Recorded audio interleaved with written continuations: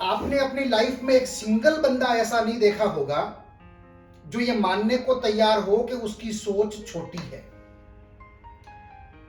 लेकिन फिर भी रोज ये सुनने में आता है कि फला आदमी की सोच छोटी है, फला आदमी की सोच बड़ी है, उस कंपनी की सोच छोटी है, उस कंपनी की सोच बहुत बड़ी है।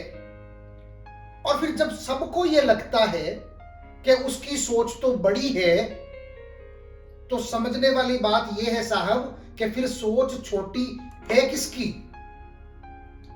देखिए, सोच को जब बिजनेस के कॉन्टेक्स्ट में समझते हैं तो ऐसे समझेंगे कि एक व्यक्ति दिन का 100 रुपीज कमाता है, लेकिन एक्चुअल पोटेंशियल उस बिजनेस का यह है कि वो चाहे तो एक दिन में 1000 रुपया भी कमा सकता है।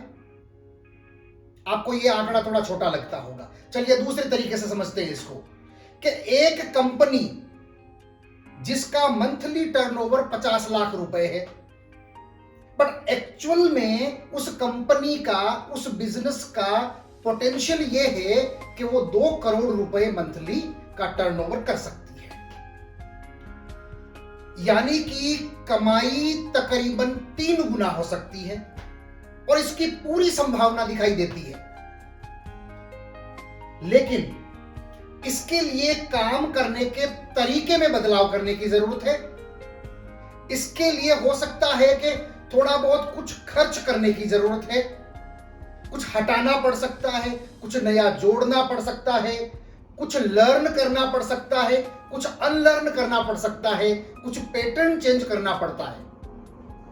अच्छा, इसका रिजल्ट क्या होगा? इसका रिजल्ट यह होगा साहब कि जहां आपका टर्नओवर 50 लाख रुपया का हो रहा था, वहां अब आपका टर्नओवर 2 करोड़ रुपए का होने लगा है। लेकिन वंस अगेन वो व्यक्ति बदलाव से डरता है, वो व्यक्ति चेंज करने से डरता है, वो व्यक्ति खर्च करने से डरता है, वो व्यक्ति अपना पैटर्न नहीं बदलना चाहता, वो व्यक्ति अपनी आदतें नहीं बदलना चाहता, वो व्यक्ति नया कुछ सीखना नहीं चाहता। उसने ये मान लिया है कि बस यही लिमिट है, इससे ज्यादा बड़ा व्यापार नहीं हो सकता है, मैं इससे बेहतर नहीं कर सकता। और वो ये कहता है कि मैं किसी भी बदलाव के लिए तैयार नहीं हूं। इसे कहते हैं सोच का छोटा होना। और साहब, छोटी सोच वाला व्यक्ति जिंदगी में कभी बड़ा बिजनेस नहीं कर सकता है। अब बात यह आती है कि किसको शौक है कि वो अपनी सोच को छोटा रखे। हर कोई तो यही चाहता है कि उसकी सोच बड़ी हो, उसका बिजनेस बड़ा हो। फिर कारण क्या है इसके पीछे? क्या रीजन है कि वो बड़ी पिक्चर नहीं देख पाता? क्या कारण है कि उसका विजन बड़ा नहीं हो पाता? वो उस हद तक नहीं सोच पाता है जो हद उस बिजनेस की है। यह होता है साहब कॉन्फिडेंस की कमी की वजह से। कॉन्फिडेंस का मतलब बाहें चढ़ाकर लड़ना नहीं होता। कॉन्फिडेंस का मतलब उस बिजनेस से जुड़ी हुई सारी जानकारी उसके पास में होना।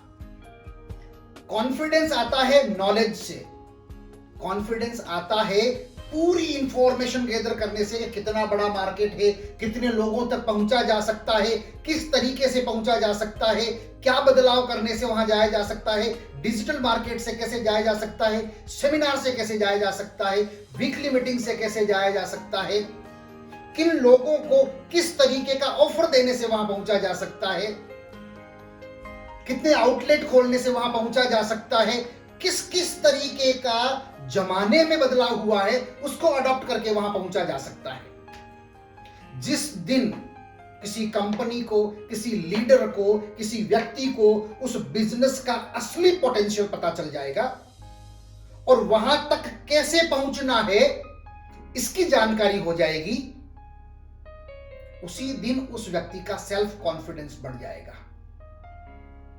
वो जरूरी खर्च के लिए तैयार हो जाएगा, वो जरूरी बदलाव के लिए ऑटोमेटिकली तैयार हो जाएगा। उसका विजन अपने आप बड़ा हो जाएगा और जब उसका विजन बड़ा हो जाएगा उसकी सोच बड़ी हो जाएगी। जरूरत है खुद को बदलने की, सीखने की, और उस सब्जेक्ट से रिलेटेड, उस बिजनेस से रिलेटेड पूरी इंफॉर्मेशन को गैदर करने की, इसके लिए योग्य लोगों का साथ चाहिए और उनकी बात को मानने की हिम्मत चाहिए। Thank you very much. नमस्कार।